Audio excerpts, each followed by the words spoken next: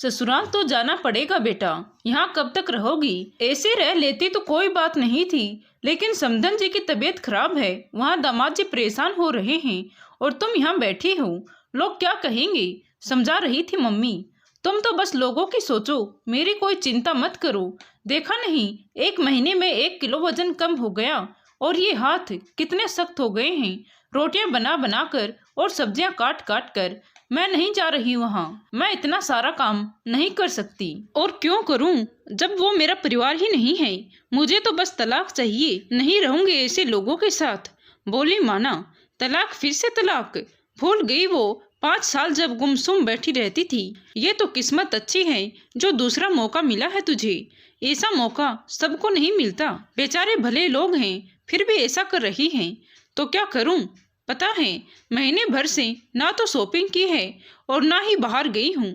पति भी पूरा दिन मम्मी मम्मी करता रहता है। सास भी चाहती है कि बच्चा हो जाए और मैं पूरा घर संभाल लूँ, ऊपर से वह सोतेला बच्चा सारा दिन मम्मा मम्मा। नहीं हूँ मैं कोई मम्मा, क्या यही सब करने के लिए पैदा हुई हूँ मैं? सुंदर हूँ, पढ़ी लिखी हूँ, कुछ भी कर सकती हूँ। माना का जवाब था। ये माना है, माना की दूसरी शादी हुई थी। पहली शादी में साल भर में तलाक हो गया था। उसका कहना था कि वे लोग उस पर बहुत अत्याचार करते थे, वह पति भी उसकी बात नहीं सुनता था, जो उससे सहन नहीं हुआ। एक दिन प्रेगनेंसी के दौरान बहुत बुरा बर्ताव किया उसने, अपने भाई को बुलवा लिया और मायके आ गई, फिर नहीं गई और तलाक हो गया। जब रिश्ता टूटा तो बच्चे को दुनिया में लाने का क्या मतलब था, इसलिए उसे भी जाने दिया। उसके बाद 4-5 साल मायके में रही तो भाई भाभी को प्यार से रहते देख उसे लगा कि फिर से शादी कर लेनी चाहिए। फिर से योग्य वर की तलाश शुरू हुई, जो एक विधुर वर पर जाकर खत्म हुई, जिसकी पत्नी एक छोटे बच्चे को छोड़ चल बसी थी। बेटी के सिवाय हमारे पास आपको देने के लिए कुछ नहीं है दामाद जी, शादी की बात होते ही कह दिया था माना की मम्मी ने। मेरे पास सब कुछ है, हमारे घर में सिर्फ एक इंसान की कमी है जिसे मेरा बच्चा माँ कह सके, और मुझे जीवन साथी की। वैसे माँ है घर में, सब संभालती हैं, लेकिन बुढ़ापा है, ऊपर से ये दुख, क्या पता कुछ हो गया तो घर बिखर जाएगा। इसीलिए एक स्त्री चाहिए घर में जो हम सबको अपना सके, बाकी कुछ नहीं।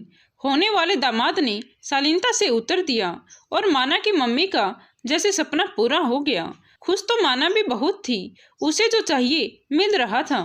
उसने भी कह दिया कि वह सबको अपना लेगी और जो गया उसकी कमी महसूस नहीं होने देगी। मंदिर में शादी हो गई और सचमुच जब ससुराल पहुंची माना तो किसी सपने से कम नहीं थी दुनिया। हर तरफ प्यार ही प्यार, ऐश और आराम। जब चाहे उठना, नहाना, काम करने का मन हो तो करना, वरना सासू माँ चाय और खाना सब तैयार रखती थी। बाकी कामों के लिए नौकर थे, उसका काम था जिंदगी मजे से जीना, पतिदेव के साथ घूमना, महीने में 4 दिन पतिदेव के साथ मायके रहना, फोटो खींचना और सोशल मीडिया पर शेयर करना, क्योंकि वह कभी पूछती नहीं थी और सासू माँ कहती भी नहीं थी। ऐसा भी नहीं है कि सासू माँ परीक्षा ले रही हो, साल भर तक कोई इंतजार नहीं करता, लेकिन 1-2 बार काम बताकर अच्छा जवाब पा लिया था सासू माँ ने, और उससे अपेक्षा छोड़ अपने बेटे को खुश देखकर ही खुश हो जाती थी। पोते की जिम्मेदारी भी उन्होंने ही उठा रखी थी, जिसके लिए उससे अपेक्षा करना उचित भी नहीं था। इस तरह सासू माँ ने सब संभाल लिया था।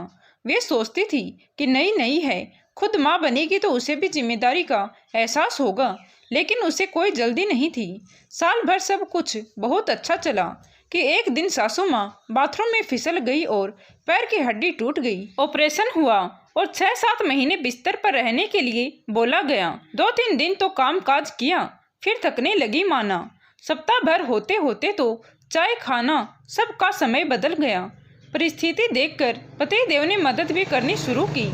ज्यादातर खाना भी बाहर से ले आते थे, लेकिन जिसको आराम की आदत हो चुकी हो वह क्या ही कर सकता है। पहले तो खुश रहती थी, लेकिन अब बात बात में चिढ़ती थी, झगड़ा करती थी और बाहर जाकर चीखती चिल्लाती थी। पूरे मोहल्ले को इकट्ठा कर लेती थी माना और रो रो कर झूठी बातें बनाती कि सासू माँ पैर टूटने का नाटक कर रही है। कुछ नहीं मिलता तो 6 साल के बच्चे पर ही परेशान करने का आरोप लगाकर पीटने लगती। वो तो मोहल्ले वाले अच्छी तरह से जानते थे उस परिवार को, इसीलिए कुछ नहीं कहते थे, लेकिन बातें तो होती ही होगी। सास तो वैसे ही बिस्तर में थी, पति देव कुछ कहते तो ये कहकर बवाल करती कि पहली बीवी को भी ऐसे ही मारा होगा, जबकि वह लंबी बीमारी से मरी थी। बेचारे सीधे साधे लोग, कभी ऐसे लोगों से सामना हुआ ही नहीं था कि जवाब देना आए। इसीलिए बिस्तर में पड़े पड़े सास सोचती थी कि किस गुनाह की सजा मिल रही है हमें, और पतिदेव भी टेंशन में रहने लगे। किसी तरह 1 महीना बीता और एक दिन पतिदेव की भी सुबह सुबह तबीयत खराब हो गई और चाय नहीं बना पाई। फिर क्या था, सुबह सुबह अच्छा खासा तमाशा हो गया और उसने फ़ोन भी कर दिया अपने भाई को और भाई आ गया लेने। हमें आपसे ये उम्मीद नहीं थी दामाद जी, मैं तो पूरी जिंदगी अपने पास रख सकता था अपनी बहन को।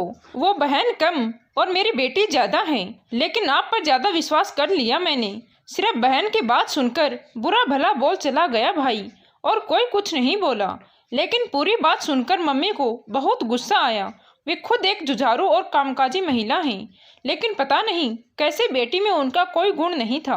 वह अब तक टीवी और मोबाइल में घुसे रहने वाले छोटे बच्चों जैसी ही है, जिन्हें सब कुछ सोफे पर ही चाहिए और ना मिलने पर रोने चीखने लगती हैं। उन्हें पता था पहले भी गलती उनकी बेटी की थी, लेकिन पहली बार था तो उस पर विश्वास कर लिया।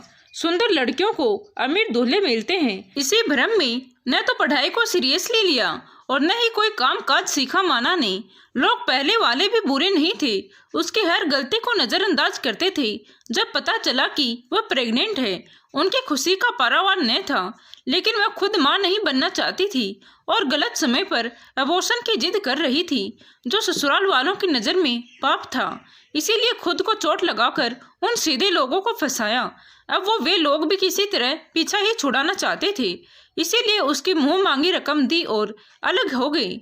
लेकिन अब मम्मी को लग रहा था कि बेटी को शादी भी कमाई का साधन लग रहा है, इसीलिए कोशिश कर रही थी कि उसे समझाएं। लेकिन अब वह अपने रूप और पढ़ाई का गाना गा रही थी, जो सामान्य से ज्यादा नहीं था। पढ़ी लिखी हो तो नौकरी करो, और ऐसी नौकरी करना कि हर काम के लिए नौकर चाकर रख सको। गुस्से से बोली मम्मी, ऐसे क्यों कर रही हो मम्मी? लगता है तुम्हें मेरा वापस आना अच्छा नहीं लगा। लेकिन चिंता मत करो, मेरे पहले वाले तलाक के 10 लाख तो सेफ हैं, यहाँ से भी 25-30 तो मिल ही जाएंगे। इस तरह तुम पर बोझ नहीं बनूंगी। चिढ़ते हुए बोली माना, मानती हूँ तुम्हारे पास रुपए हैं, लेकिन वो कहावत तो सुनी होगी कि खोदते खोदते पहाड़ भी खत्म हो जाते हैं। फिर ये तो चंद रुपए हैं, बात रुपयों की भी नहीं है। हम तुम्हें अकेला नहीं होने देंगे, लेकिन बात तब की है जब सब कुछ बच्चों के हाथ में होगा, और हम भी होंगे या नहीं होंगे या असमर्थ होंगे, तब हम लोग दूसरों की गारंटी नहीं ले सकते। तब तक तुम्हारे ये रुपए भी खत्म हो चुके होंगे। मैं ये भी नहीं कह रही कि जीवन जीने के लिए पुरुष या परिवार जरूरी है। आजकल महिलाएं बहुत सशक्त हैं, लेकिन यह सशक्तिकरण उन महिलाओं पर लागू होता है जो स्वावलंबी और आत्मनिर्भर हों। चंद पैसे और सुंदरता और आलस के साथ जिंदगी नहीं जी जा सकती। मुझे देख लो, नौकरी मैं भी करती हूँ, लेकिन कुछ काम तो खुद ही करने होते हैं। काम चाहे ऑफिस का हो या घर का, बैठे बैठे कुछ नहीं होता। और आज मैं जहाँ तक जानती हूँ, 2 साल पहले तुमने अपनी नौकरी भी इसीलिए छोड़ी थी क्योंकि वहाँ जल्दी जाना पड़ता था और काम भी ज्यादा था। फिर इस तरह शादियां तोड़ तोड़ कर भी कब तक पैसे कमाओगी? प्रश्नवाचक दृष्टि से देखा माँ ने। सब ठीक है मम्मी, लेकिन कुछ नहीं बेटा, जिंदगी ने तुम्हें दूसरा मौका दिया है। दूसरा मौका सबको नहीं मिलता, खासकर ऐसे लोग जो तुम्हें मिले हैं। सब कुछ मिल जाता है, लेकिन अच्छे लोग किस्मत से मिलते हैं। माना की आंखों में आंखें डालकर बोली मम्मी, और माना भी समझ गई कि मम्मी को पता चल गया है और ये काट की हांडी बार बार नहीं चढ़ेगी। दोस्तों, ये कहानी स्त्री विरोध और बहुओं के पक्ष में नहीं है, लेकिन हमेशा ससुराल और पुरुष ही गलत नहीं होते। ऐसे में माना कि मम्मी की तरह बात को समझा जाए तो रिश्ता चाहे रहे या ना रहे, अच्छे लोगों का इंसानियत पर विश्वास बना रहेगा। तो दोस्तों, आपको ये कहानी कैसी लगी कमेंट करके जरूर बताएं। अच्छी लगी हो तो प्लीज वीडियो को लाइक करें। Thank you.